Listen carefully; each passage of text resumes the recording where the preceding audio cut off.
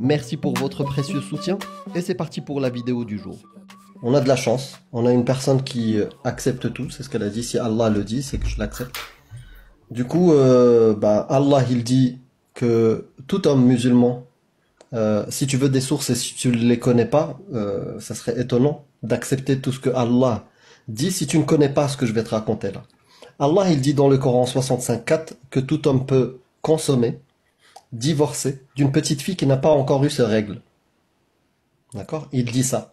Le prophète aussi, hadith dans les Sahih, il y en a 21, il y en a même plus, qui confirme qu'il a justement suivi cette loi-là de Allah en acceptant de se marier avec Aïcha à 6 ans et en la consommant à 9 ans.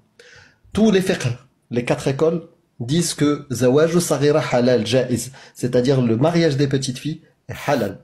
Donc maintenant je veux juste me dire, est-ce que en 2025, pour toi, tu acceptes la parole d'Allah qui dit tout homme peut se marier et consommer une petite fille qui n'a pas encore eu de règles?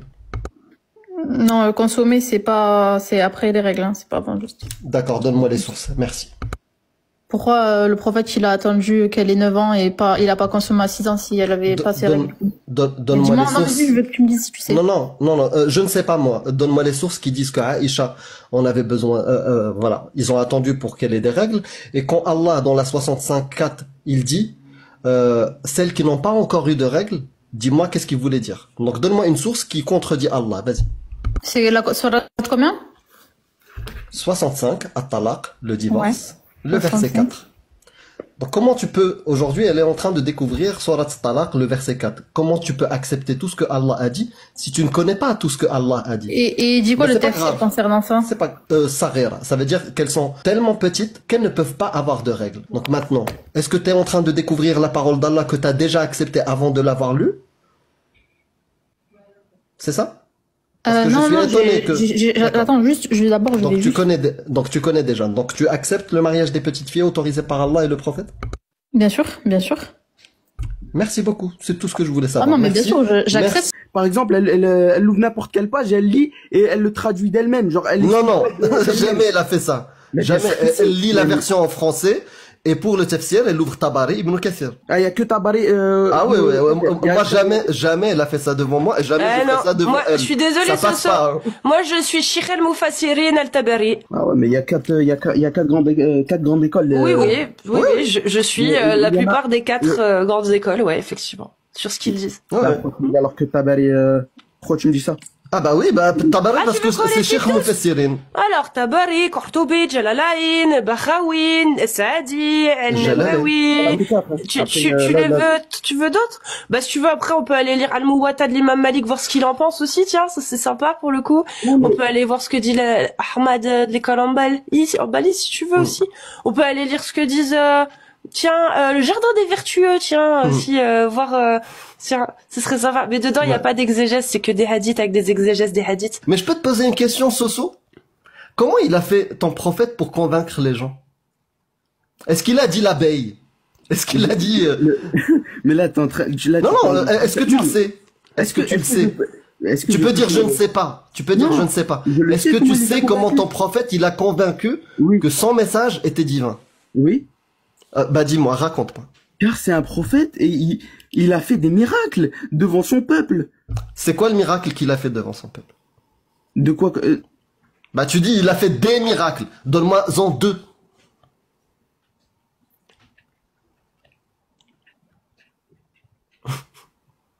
Allez.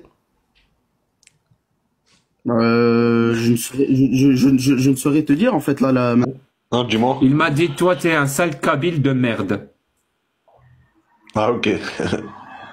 Oui, c'est ce qu'il m'a dit. Tu sais pourquoi? Parce qu'il n'y a pas de source. Tous les imams, je vous le dis, hein, tous les imams, tous les savants, toutes les personnes qui vous disent que dans l'islam, Aïcha avait 17 ans, 19 ans, ils vous mentent. Et vous savez pourquoi ils font ça? En tout cas, c'est le troisième que je vois qui dit ça. Parce qu'ils vous prennent... Je finis. Vous savez pourquoi ils disent ça? Parce qu'ils vous prennent pour des cons. Parce qu'ils savent pertinemment que vous n'allez pas vérifier. Ils le savent. C'est pour ça qu'ils disent n'importe quoi. De un, elle avait 19 ans, il y a des miracles scientifiques dans le Coran, il y a des études scientifiques qui ont confirmé l'embryologie, les deux mères qui se rencontrent pas. Ils continuent à dire n'importe quoi, parce qu'ils vous prennent pour des cons. Ils se disent, ces personnes-là, ils sont tellement endoctrinés avec leurs parents et avec la peur de l'enfer, ils vont jamais aller vérifier. Donc je peux y aller à fond. Je peux leur mentir et je peux leur dire tout et n'importe quoi, ils vont tout gober. Comme des imbéciles, ils vont tout gober. Pour une fois, il y a une personne qui vous respecte, c'est moi. Il y a une personne qui vous respecte et qui parle à votre intelligence et qui vous donne les sources pour que vous alliez vérifier pour une fois. Je ne fais absolument pas comme vos imams. Pour une fois, il y a une personne qui vous parle directement. Il vous dit voilà ce qu'il y a dans l'islam et voilà la source. Du coup, j'ai une autre question. Est-ce que le Coran, faut le revoir ou pas? Non. Non. Parfait. Donc à la sourate 23, versets 1 à 6, quand Allah dit Bienheureux sont certes les croyants qui sont amples dans leur salat, qui s'acquittent de la zakat, et qui préservent leur sexe de tout rapport, si ce n'est qu'avec leurs épouses ou les esclaves qu'ils possèdent, car là vraiment, on ne peut les blâmer.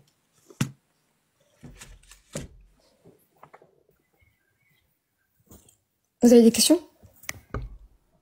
Bah Allah il autorise du coup aux hommes de coucher avec leurs esclaves et leurs épouses. Mais ça c'est ce que tu as compris. Enfin ce que tu penses avoir compris. Non, c'est ce que dit Ibn Kathir, Tabari, Jalalayn, Qurtubi, plein d'exégètes. Mais peut-être qu'ils se trompent, hein. Peut-être. Mais du coup ils se trompent s'ils disent ça pour toi? Selon les hadiths, il y en a qui disent que ça a été à 9 ans, d'autres disent que ça a 19 ans. Selon les hadiths... Non, donne-moi le hadith de 19 ans. Il n'y a aucun hadith qui dit 19 ans. Selon les savants. Non, selon aucun savant. Sinon, donne-moi le nom du savant. Sinon, c'est des menteurs. Je retrouverai, Ça n'existe pas, donc si tu veux, tu retrouveras. Si tu appelles des imams menteurs savants, oui, ça existe. On a assisté à un imam en France qui a dit 13 ans. Il y en a un qui a dit 16 ans. La source est et eux, non, mais eux, pour moi, c'est pas des savants, pour moi, c'est peut-être des imams, de Marseille, mais c'est pas des savants. De Marseille. Ouais, donc, donne-moi une source, d'accord, un hadith qui dit 19 ans. Je le cherche encore. Il n'existe pas. Ça n'existe pas. Et avant que tu tombes dans le piège des coranistes, le hadith 1422C, parce qu'il y en a qui te disent, tu sais, à l'époque, on comptait pas les dizaines. Le hadith. Sahih Muslim 1422C. Oui. Il te dit, Aïcha s'est mariée à 7 ans. Elle a été remise au prophète avec ses poupées à 9 ans. Et ils ont consommé. Non, voilà. Ils ont consommé à 9 ans. À 9 ans. Et le prophète. Qui parle en dizaines. Non, écoute la suite. D'accord. T'es trop pressé. Et le prophète est mort quand elle avait 18 ans. 18 ans. 18 ans. On compte pas les dizaines. Tu t'es fait balader par des imams et tu t'es converti à une religion que tu connaissais pas. Tu t'es converti à l'islam de France parce que t'es en France et tu t'es pas du tout converti à l'islam sunnite qui fait autorité en fait. L'islam sunnite fait autorité. La charia c'est quoi? C'est la loi d'Allah. La charia. Écoute et après écoute et après tu écoute et apprends et après tu donneras tes sources. Tu dis beaucoup d'erreurs en fait. Ça c'est le fiqh. Ça c'est un des ouvrages du fiqh. D'accord? Ça, c'est un ouvrage de jurisprudence qui fait autorité à Al-Azhar et dans toutes les universités de l'Arabie Saoudite en passant par le Maghreb, en passant par les Indes et compagnie. Ah, ça c'est Umdat Es-Salik. Il n'y a pas que celui-ci, hein. Ça, c'est l'école Shafi'i qui rassemble le consensus des 4 écoles. Sinon, t'as l'école Malikite. Tu peux aller voir dans Murtaza al-Khalil et dans le Al-Muwatta de l'imam Malik. Sinon, tu peux aller dans l'école Hanafi ou l'école Hanbali. Et c'est pareil. Dans les 3 écoles là, c'est pareil. C'est la même chose qui est dite sur le fait que l'esclave, il peut pas se libérer tout seul. Et ils utilisent ce hadith en particulier, mais pas que celui-ci. Plein d'autres hadiths sahih. Et toi, donc la question, j'aimerais savoir, c'est comment tu fais quand la majorité des oulémas qui ont fait consensus dans les 4 écoles de l'islam sunnite, qui sont les écoles de jurisprudence dans l'islam sunnite, ce sont des autorités. Donc comment tu fais toi pour discerner un hadith sahih d'un autre qui sont tous les deux reconnus par les autorités de l'islam sunnite? Et donne-nous des sources. Donne-nous des sources. Donc je t'ouvre ton micro. Parce que c'est ça l'islam sunnite, c'est pas l'islam de France. Hein. L'islam sunnite, il y a une charia, il y a des codes juridiques et les lois juridiques, ce sont les mêmes. Dans toute l'école malikite, ce sont les mêmes. Dans toute l'école hanbali, ce sont les mêmes. Dans toutes l'école hanafi, ce sont les mêmes. Et entre eux, bah, ils ont des fois des divergences, des fois des concordances. Mais sur le terrain de l'esclavage, pour le coup, il y a ijma là-dessus. Les quatre sont d'accord. 1 milliard de musulmans sur cette terre. 1 milliard de musulmans ne l'acceptent pas. D'accord. Il y a combien de millions de personnes? 1 milliard de musulmans ne l'acceptent pas. Mais toi, tu l'acceptes. Tu n'es pas représentatif de tous les musulmans sur terre. Si c'est écrit dans le Coran et que c'est été révélé comme ça. Donc assume juste ta parole et ta croyance à toi. Ne commence pas à mettre tout le monde dans ton sac. Toi, t'es une personne qui accepte les textes tels qu'ils sont. Ouais. Donc moi, je vais pas poser des questions à quelqu'un qui vit au 7e siècle. Tu n'as rien à m'apporter. Est-ce que c'est la Terre qui tourne autour du Soleil ou c'est le Soleil qui tourne autour de la Terre? Allahu a'lam. 1 milliard de musulmans. Ta réponse c'est Allahu a'lam.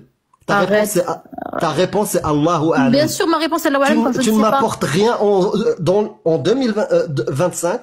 Tu n'apportes rien à la société. D'accord? Je ne vais pas te poser des questions. Tu n'apportes rien, que des problèmes.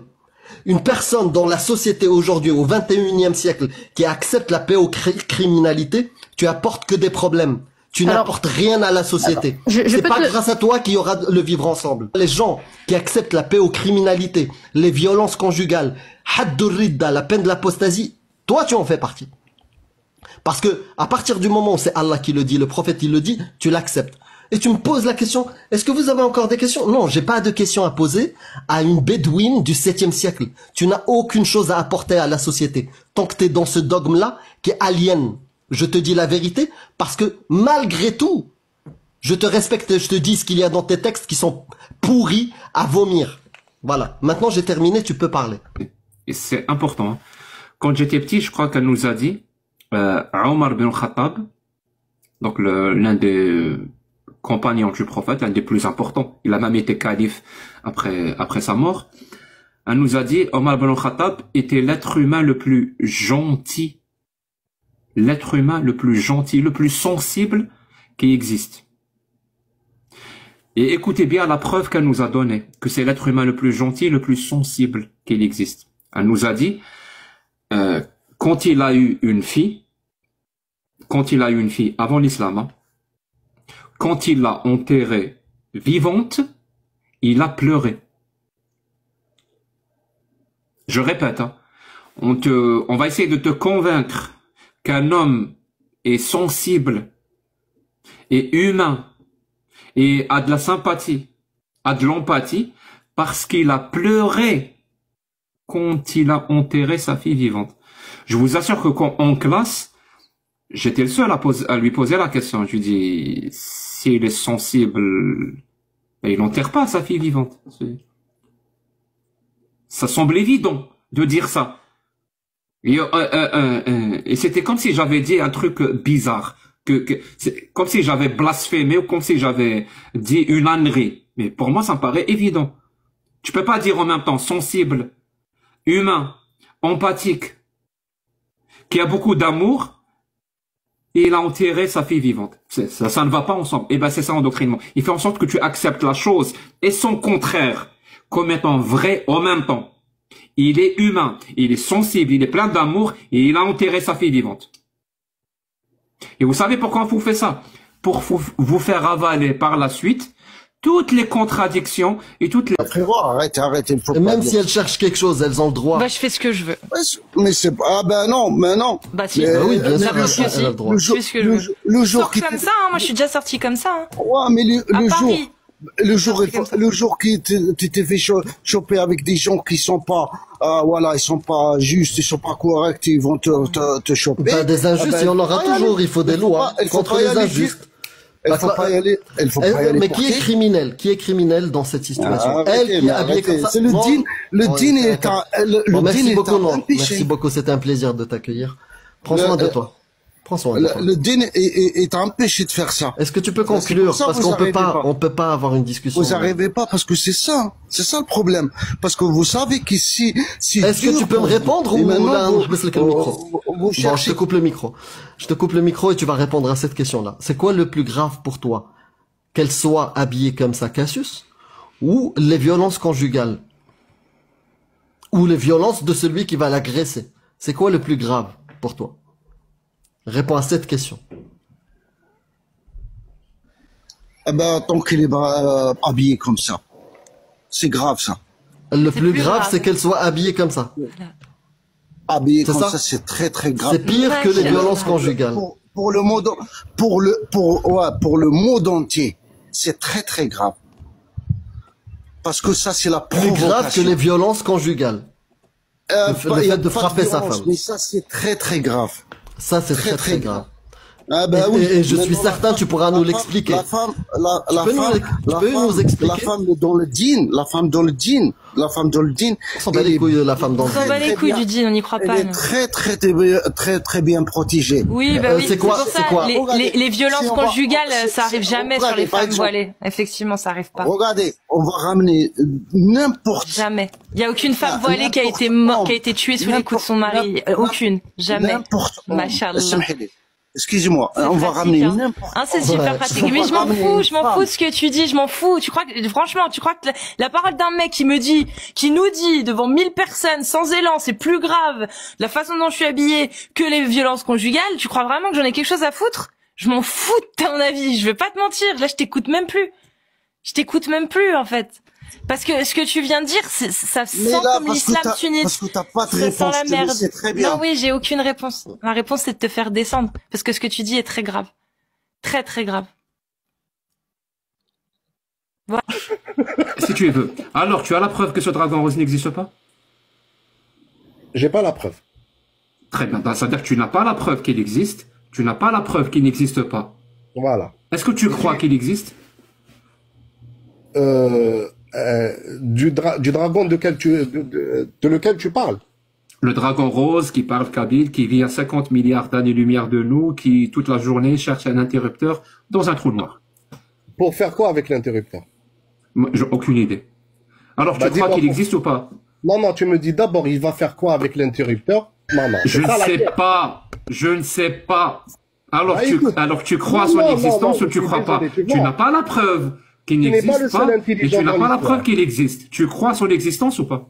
Non, tu n'es pas le seul intelligent de l'histoire. Quelle est la causalité et l'effet et la finalité? Dis-moi, c'est quoi? Pourquoi il cherche un interrupteur? Alors, tu crois à son existence ou pas? Non, mais écoute, on peut jouer à ce jeu, on va pas s'arrêter. Pourquoi il cherche un interrupteur? Pour que les gens comprennent, hein. Si je te dis pourquoi il cherche un interrupteur, tu vas répondre si tu crois ou pas? Je te jure, bien sûr, sincèrement. Merci. C'est pour éteindre le trou noir. Voilà, je t'ai répondu. Alors maintenant, J'y crois pas. Pourquoi tu n'y crois pas? Comment ça, pourquoi? Ben oui, pourquoi? Mais tu n'as pas la preuve qu'il n'existe pas. Attends, là, tu déjoues la discussion. Parce que tu m'as dit réponds et après on passe à ce que je voulais dire. Je t'ai répondu. Je n'y crois pas. Oui, t'es en train de répondre. On n'a pas encore fini parce que l'exemple, il sert à démontrer quelque chose. Non, je sais. Mon pote, tu n'as pas la preuve qu'il n'existe pas. Et pourtant, tu n'y crois pas. C'est bizarre. Tu m'as dit tout à l'heure, moi, quand j'ai pas la preuve que quelque chose n'existe pas, j'y crois. Non, je t'ai pas dit ça. Je t'ai dit concernant la divinité Dieu. Ah merde, c'est moi qui n'ai pas compris. C'est juste quand ça concerne Dieu ou Allah. Le postulat. Ça veut dire quand ça concerne pas Allah, tu es logique, tu es rationnel. S'il n'y a pas la preuve que quelque chose existe et que l'histoire te semble farfelue, tu n'y crois pas. Mais dès que ça touche à Allah, tu prends cette rationalité, tu prends cette logique et tu l'écrases. Est-ce que tu attends de nous, vraiment, tu attends de nous qu'on fasse la même chose? T'es arrivé, frérot, t'as dit je suis contre l'esclavage et je t'applaudis. D'accord? Il a suffi qu'on te montre des textes que Allah, il valide l'esclavage pour que tu commences à vaciller, à changer. La réalité, c'est que tu es contre posséder des êtres humains. Tu l'as dit dès le début. Tu n'es pas pour ça. Tu sais pas comment t'en sortir maintenant parce que tu découvres ta religion. C'est pour ça que je t'ai posé la question. Qu'est-ce que tu connais de l'islam? Je te l'ai dit. Et t'as le droit de ne pas connaître. tout. T'as le droit. Mais quand tu découvres des choses qui vont à l'encontre de ton sens moral, t'as le droit de réfléchir et de dire stop, les gars, ça je ne savais pas, je dois y réfléchir. Et arrête d'essayer de justifier quelque chose avec lequel t'es pas d'accord. Mec, en Afrique, on sait ce que c'est l'esclavage. Écoute, c'est pas grave si je dis de la merde, laisse-moi finir. Place, en fait. Tu parles à ma oui, place, je sais, c'est pas grave. Non. Je vais conclure. T'es arrivé, t'as dit je suis contre l'esclavage. D'accord? Il a suffi de te montrer un texte pour que tu commences à vouloir défendre l'esclavage. Mec, campe sur tes positions, réfléchis, étudie ces textes-là. Et arrête de vouloir justifier un truc avec lequel t'es pas d'accord. T'es arrivé, t'as dit non, je ne suis pas d'accord. La vidéo est là, tu pourras la regarder sur la chaîne de Cassius Lady. Sortira bientôt. Regarde ce que t'as dit au début. Analyse la situation. Tu veux changer maintenant l'histoire? Tu veux changer le scénario? Oui, non, je suis arrivé, j'ai dit oui, je suis pour l'esclavage. Tu peux pas le faire. C'est déjà fait. On t'a entendu, t'es contre cette pratique. Donc maintenant, si tu ne connais pas toutes les choses, les horreurs qu'il y a dans l'islam, essaye de les découvrir. Écoute, vérifie les textes. Et à la fin, pose-toi la question, est-ce que je suis d'accord avec ça? Est-ce que je considère ces pratiques-là, ces valeurs-là, cette idée-là, viable aujourd'hui? Est-ce que je suis en accord avec ça? Tu prends tes décisions, c'est tout. Il n'est pas en train de défendre l'islam. Il est en train d'expliquer que si on n'appelle pas ça un esclave, mais une bonne, que si on le nourrit et qu'on le loge, bah c'est plus de l'esclavage. Mais c'est exactement ça l'esclavage. C'est avoir un mec qui bosse pour toi, et tu le nourris, tu le loges. Mais bien sûr que tu vas le nourrir, c'est de l'argent. Tu l'as acheté le mec, tu vas pas le laisser crever demain. Il te rapporte de l'argent, et il travaille gratos. C'est exact, il est en train de légitimer l'esclavage. Même hors islam, il comprend même pas que pour faire accepter aux esclaves leurs conditions d'esclaves, on les appelle des bonnes. Il comprend pas que c'est des êtres humains qu'on possède et qu'on se transmet comme une table ou comme une chaise. On est bien d'accord. Dans la péninsule arabique, le Moyen-Orient, il y a encore des esclaves. Même en France, on peut dire que au 7e siècle, si on exploite, non mais. C'est bon, ça suffit. Au 7e siècle, ça suffit. L'esclavage. Comparaison à 2 balles d'attardé, ça a commencé à me gonfler. Ah ouais, non, attends, non, Amir, je suis désolée. Arrêtez, vraiment, respectez-vous. Quand vous parlez d'esclaves, pensez aux milliards de gens qui sont morts à cause de l'esclavage, parce qu'ils appartenaient à des gens, qu'ils ont été vendus, qu'ils ont été faits captifs, et sur le chemin même de leur captivité, pour arriver chez leur maître, ils mourraient. Ils mourraient. Pensez à tous ces gens qui se sont fait fouetter, qui ont dû subir l'esclavagisme tel qu'il est écrit par Allah. Milkil Yamin, ce que possède votre main droite, c'est un objet, c'est un meuble, c'est quelqu'un que vous possédez, que vous pouvez vendre, que vous pouvez louer, que vous pouvez céder à vos enfants. C'est ça, Milkil Yamin, selon Allah. Par l'émotion, c'est pas bon. Arrête, Anna. Arrête ton indignité. On a de l'émotion. Arrête ton indignité, bordel de merde. Respecte-toi et respecte les humains qui sont morts au nom de l'esclavage. Est-ce qu'en France, ton patron, tu lui appartiens? Non. Est-ce que tu peux démissionner? Oui. Est-ce que derrière, on peut pas changer les choses, effectivement, parce que les prolétaires sont un peu, effectivement, des main-d'œuvre bas de prix et bas de coût pour leurs employeurs, et qu'on pourrait parler d'une sorte d'esclavagisme pour en utilisant ce terme, attention, hein, en utilisant ce terme et en extrapolant, hein, parce que c'est pas ça l'esclavagisme. Oui, on peut remettre en question l'esclavage. Ta gueule, voilà, ta gueule. Je veux même plus t'entendre. Ta gueule. C'est bon? Il y a des gens qui sont morts pour ça. Il y a des gens qui appartiennent à d'autres. En France, c'est la lutte des classes. Ça n'a rien à voir. On doit lutter pour revaloriser le prolétariat et que le prolétaire ne soit plus une main-d'œuvre à coût très bas pour les employeurs. C'est pas la même chose. C'est pas du tout pareil. Mais oui, il faut combattre ça. Par contre, moi, ma grande, je le dis, c'est de la merde, le système actuel. Oui, il faut qu'il y ait une lutte des classes. Oui, il faut que les prolétaires reprennent la main sur beaucoup de choses. Parce que, finalement, c'est leur main-d'œuvre qui fait que le pays survit. C'est grâce à eux. Il faut les valoriser mieux.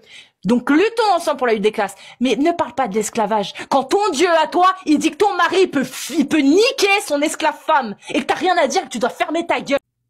Les djinns dont tu parles, les Bédouins, les Arabes, croient en leur existence? comme tu l'as dit, oui, ils croient à leur existence. On est d'accord? D'accord. Est-ce qu'ils croyaient à l'existence des djinns avant la révélation du Coran? Je sais pas. Je sais pas. Réfléchis 2 secondes. Réfléchis 2 secondes. Est-ce que dans cette région-là, on croyait à l'existence des djinns? Avant que quelqu'un l'ait vu, non? Parce qu'ils disent... Je répète ma question. Oui. Avant que le Coran soit révélé, est-ce que les êtres humains de cette région croyaient aux djinns? La réponse est soit oui, soit non. Eh bien, est-ce qu'il y a une preuve qui dit soit oui, soit non? Je répète ma question. Oui. D'après toi, les êtres humains de cette région, ils croyaient aux djinns avant la révélation du Coran ou pas? Non. Ils croyaient pas avant la révélation. Ils croyaient pas aux djinns. Oui. Donc, écoute-moi bien, ça veut dire que avant que le Coran ne parle des djinns, oui, ces habitants-là de cette région n'en avaient vu aucun. Aucun, c'est Mohammed sallallahu alayhi wa sallam qui a dit qu'il a fait une rencontre avec les djinns. Très bien. C'est à partir du moment où le Coran a commencé à parler des djinns, oui, et que les gens commençaient à croire au Coran, qu'ils ont commencé à voir des djinns. Oui, c'est un peu gros, oui, qu'ils ont commencé à apparaître, c'est gros. La taille, c'est immense comme on est. C'est immense. J'arrive plus à mesurer pour le coup, tellement c'est gros. Qu'est-ce que je voulais dire? Si, je pense. Salut, Casu. Salut. Bonsoir. Amir, t'es un ancien musulman, c'est ça? Non, pas du tout. C'est pas intéressant. T'as peur Toi, de t'es l'enfer? musulman sunnite? Est-ce que t'as peur de l'enfer? Pas du tout. Ben alors pourquoi tu te combats tous les jours contre des musulmans? Je combats pas des musulmans. Quoi? T'as peur de l'enfer? Zama, tu veux te rassurer en démontant l'islam? Je vais te dire un truc. Tu te fais caca soit maintenant, tu vas commencer à me respecter, soit je vais te dégager. J'ai pas à te... Je te pisse dessus, moi. Très bien. Comme Allah, je vais lui pisser dessus. Moi, je te pisse dessus. Ouais, et je pisse sur Allah et je pisse sur ton prophète. Et sur le Coran. Ah, ça, c'est en premier. Désolé du coup à tous les musulmans qui sont gentils, respectueux, bien élevés.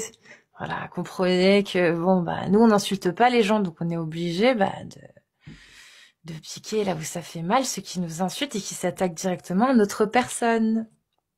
Logique. On n'utilise pas les mêmes armes.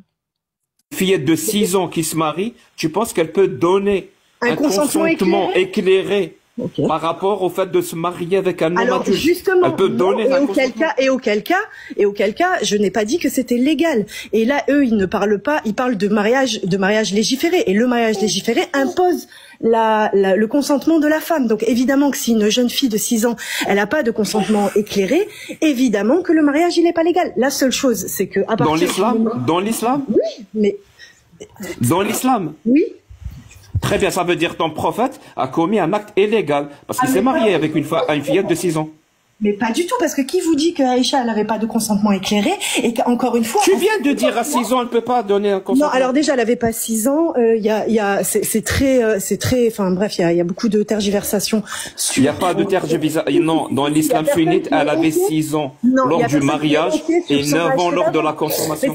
C'est pas parce que tu le répètes que c'est une vérité, c'est faux. Alors, est-ce que tu as des sources qui affirment le contraire? Non, je vais pas rentrer là-dedans et vous allez... on va rentrer dedans. Non, mais alors, je vous retourne la question. Quelles sont les sources qui disent qu'il y a 6 ans? Sahih Bukhari 5134. Sahih Muslim. Qui contredisent ces sources, en fait. Bon, je t'ai fermé ton micro. Voilà. Si la seule façon pour vous d'avoir raison, c'est de parler tout le temps et de ne pas écouter, ça ne sert à rien. Vraiment, ça ne sert à rien. Tu demandes une source, on va te donner la source. On va te donner la source. Sahih Bukhari, 5134. Sahih Muslim, 1422. Sahih Bukhari, 5133. Sahih Bukhari, 3894. Il y en a des dizaines et des dizaines. Et ils disent tous, sans exception, la même chose. Que Aïcha, lors du mariage, elle avait 6 ou 7 ans. Et lors de la consommation du mariage, elle avait 9 ans. Le prophète avait 54 ans. Il y a 0 source, et je te défie de me donner une seule source, il y a 0 source qui affirme un autre âge. Tu as toi-même défini que une fillette de 6 ans ne peut pas, par définition, donner un consentement éclairé pour un mariage. Et donc, si un mariage à 6 ans, c'est illégal. Si c'est illégal, ça veut dire que c'est un crime, hein.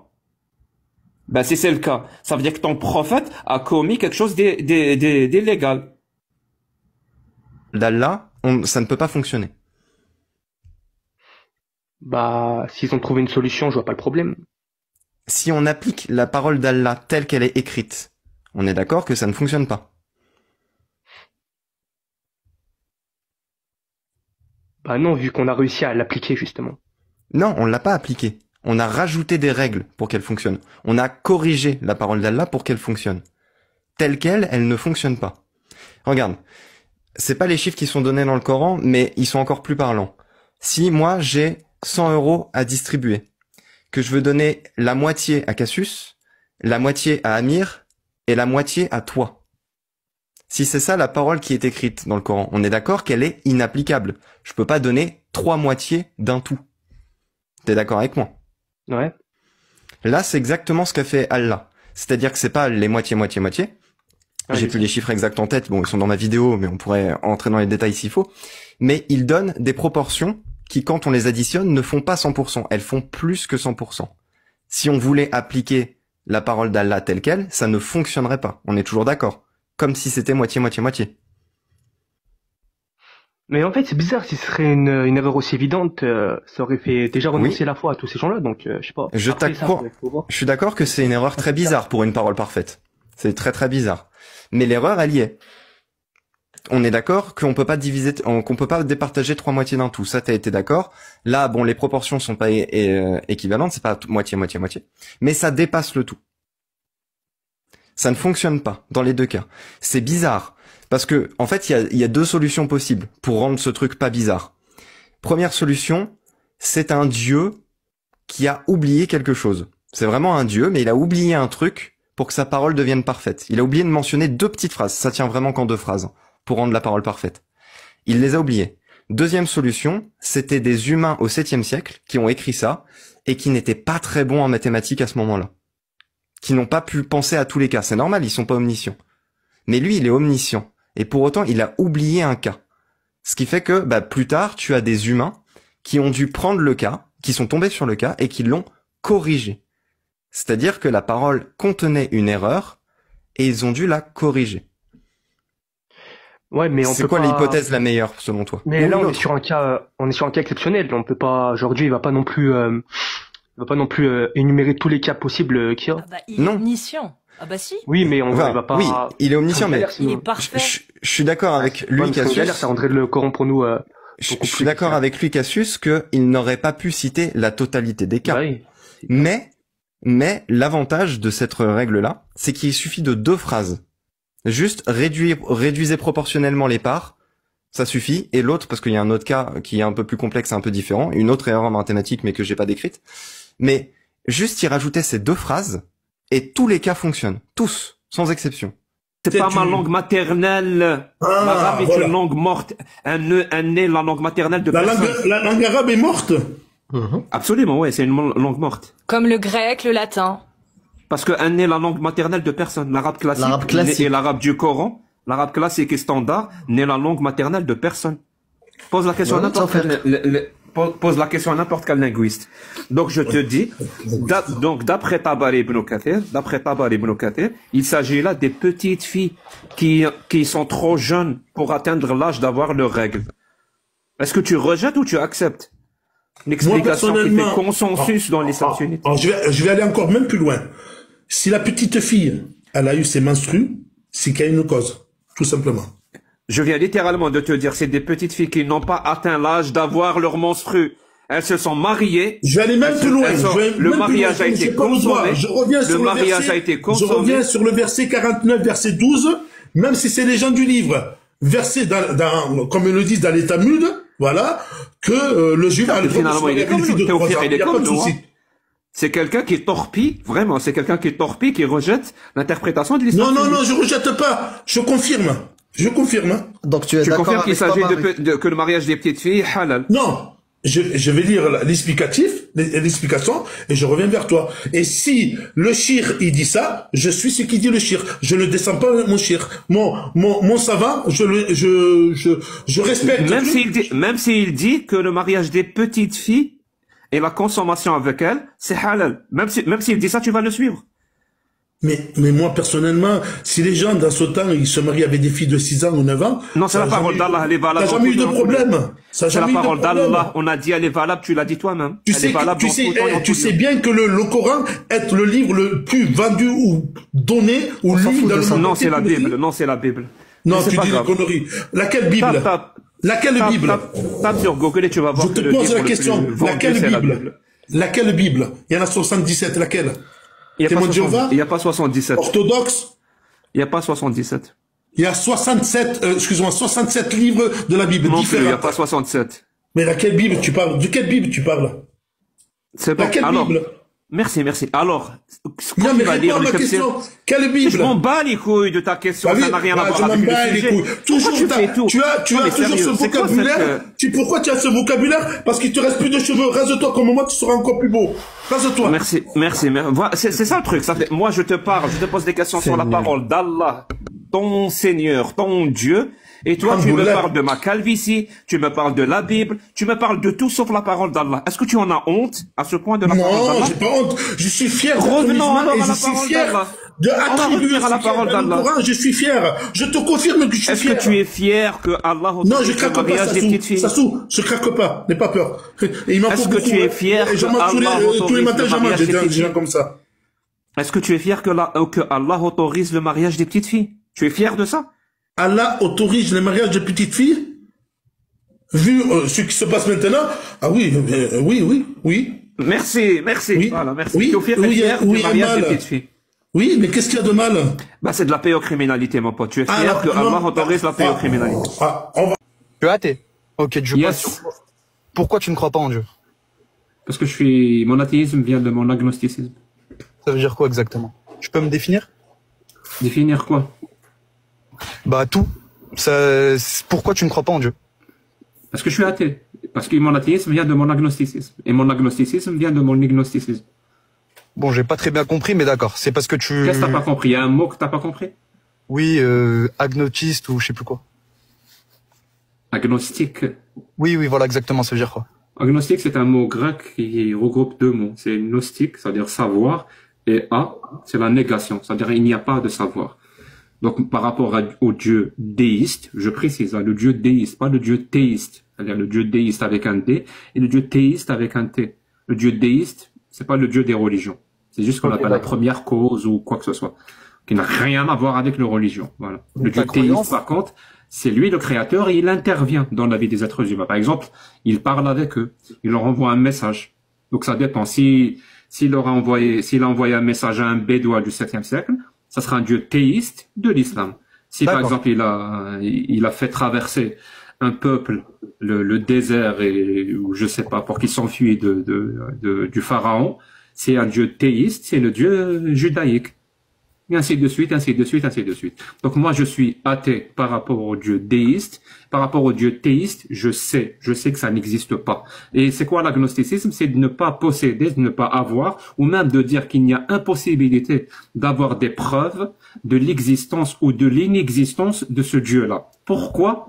Justement, c'est pour ça que je suis agnostique, parce que ce Dieu-là n'a aucune définition. Aucune. Il n'y a pas de définition. Et pourtant, pour chercher des preuves de l'existence de quelque chose, tu dois d'abord définir ce que c'est que ce quelque chose. Par exemple, c'est comme si moi je te dis, est-ce que tu crois ou tu ne crois pas que blablabla existe? Tu me dis, mais c'est quoi ça? Piquer ses fringues. Mes vêtements. Frérot, oui, c'est des fables. La Genèse, comme tu as dit, la Genèse, Adam, d'accord? Allah, il demande à Satan de se prosterner face à Adam. D'accord? Comment il se reproduit Satan? On lit dans les livres que Satan, il se reproduit tout seul. Comment il fait? Il a dans la cuisse gauche un sexe féminin, dans la cuisse droite un sexe masculin, et quand il vole, ça claque comme ça, et c'est comme ça qu'il se reproduit. Il fait des œufs. À chaque fois qu'il vole, il fait 6 œufs, et dans chaque œuf, il y a 10 démons. Monde de Narnia? Oui. Mais une réalité, frérot. Je peux pas croire en ça. Compliqué. Ah, t'es marrant. C'est vrai qu'il est drôle. C'est vrai que c'est un mec drôle. Ça, je t'ai toujours dit, Amir, t'es un mec drôle. Bah, franchement, ces textes-là, j'invite tout le monde à aller les lire. Ou sinon, si vous avez la flemme, il y a Cheikh Ali Babal, Sagesse d'Islam sur YouTube, qui les lit. Et franchement, si vous ne rigolez pas, c'est que vous n'êtes pas humain, c'est pas possible. C'est ça. Il y a des textes comme ça, d'une autre époque. D'une autre époque, et je peux le comprendre. On peut trouver des... Tu sais, on peut aller dans d'autres civilisations et dire quels étaient leurs textes. Les Zoroastriens. Et il rajoute, et c'est cette phrase-là, elle est sublime, hein, pour ceux qui ne savent pas, وَإِمْرَأَ مُؤْمِنَةٍ وَهَبَتْ نَفْسَهَا لِلنَّبِيِّ إِنْ أَرَادَ النَّبِيُّ أَنْ يَسْتَنْكِحَهَا خَالِصَةً لَكَ مِنْ دُونِ الْمُؤْمِنِينَ قَدْ عَلِمْنَا مَا فَرَضْنَا عَلَيْهِمْ مِنْ أَزْوَاجِهِمْ وَمَا مَلَكَتْ أَيْمَانُهُمْ. Donc là, Dieu donne l'autorisation au prophète de Ken, Dieu le créateur, hein, celui qui a tout créé, vient voir le bédouin du 7e siècle qui avait des poux, d'après les textes de l'islam sunnite, qui s'essuyait le cul quand il allait aux toilettes avec 3 cailloux et non pas avec de l'eau. Il lui donne cette autorisation de ken toute femme qui s'offre à lui. Je répète, hein, c'est-à-dire le prophète peut marcher dans la rue, il y a une femme qui s'offre à lui, il peut la ken, sans acte de mariage, sans dot, sans témoin, sans mahram, sans rien du tout. Et ce privilège-là, c'est le Dieu créateur, hein, d'après eux. Le Dieu créateur, c'est ce Dieu-là qui lui a donné cette autorisation. Et n'importe quel musulman qui fait ça, il est condamné. S'il n'est pas marié et il fait ça, on va le condamner à 100 coups de fouet. Et s'il est marié, il est condamné à mort par lapidation. Je vous adore les deux. Vous êtes les meilleurs sur TikTok. Je vous jure, il y a Miho, il y a Jacques Lofou. Vous êtes les meilleurs. Et on est, c'est juste parce que je suis kabyle d'adoption, ça. Non, écoute, je vais dire les choses, ça se dit pas, mais je vais la dire. Hein. Si il y a une fille qui vient au monde de America Sus, ça sera Aïcha direct. Allez, merci. On l'appelle Aïcha. Bon courage. Aïcha. C'est la renaissance. Allez, merci, bon courage, on vous aime. On vous aime, tout mon cœur avec vous. Allez, merci. Merci beaucoup. Prends soin de toi et à bientôt. Comme d'hab, tu passes quand tu veux. J'aime bien comme ça. C'est cool. C'est cool. On va l'appeler Aïcha. Ah, il est bon. Mais bon, je veux pas de gosse, mais si je voulais avoir une fille, ça me dérangerait pas de l'appeler Aïcha. Je trouverais que c'est vachement... C'est joli comme prénom. Puis c'est joli, mais c'est vachement militant et féministe et tu sais, un peu un Ah, dans le sens, ouais. Dans le sens, tu t'appelles Aïcha, pourquoi? Parce qu'il y a une petite fille. Il y a une petite fille qui avait besoin d'être vengée. C'est beau.